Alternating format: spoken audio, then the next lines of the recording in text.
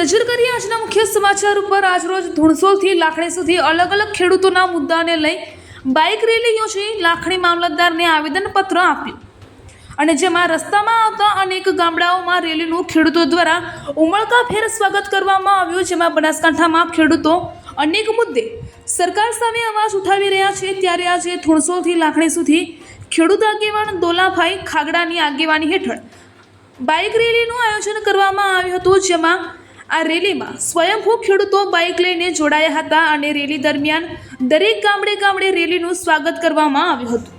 જેમાં રેલીમાં canal, smart meter અને કર્જા મુક્તિના મુદ્દાઓ ઉપાડીને લાખણી મામલતદાર ખાતે આવેદનપત્ર આપવામાં આવ્યું હતું અને જેમાં રેલીમાં લાખણી, દિયોદર, થરાદ, ધાનેરા અને વાવના ખેડૂત આગેવાનો રેલીમાં જોડાઈને સરકાર પર પ્રહાર કર્યા હતા।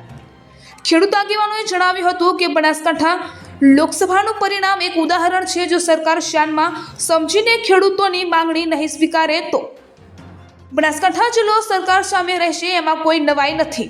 રિપોર્ટર જાક્ષી ગુજરાત ન્યૂઝની સાથે કયુભાઈ ચૌહાણ, થરાદ લાખણી, બ્યુરો ચીફ, બનાસકાંઠા।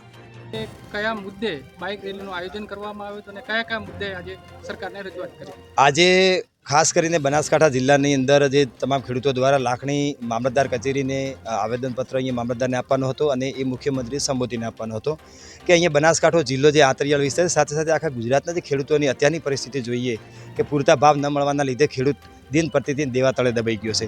સાથે સાથે નોટબંધી, જીએસટી અને લોકડાઉનના કારણે નાનો વેપારી હોય, મજૂર વર્ગ હોય, તમામ ઉપર પરિસ્થિતિ અત્યારે આત્મહત્યા કરવા મજબૂર થાય એવી પરિસ્થિતિ થઈ ગઈ છે। સાથે સાથે બેંકોનો એક પણ ત્રાસ વધારે છે।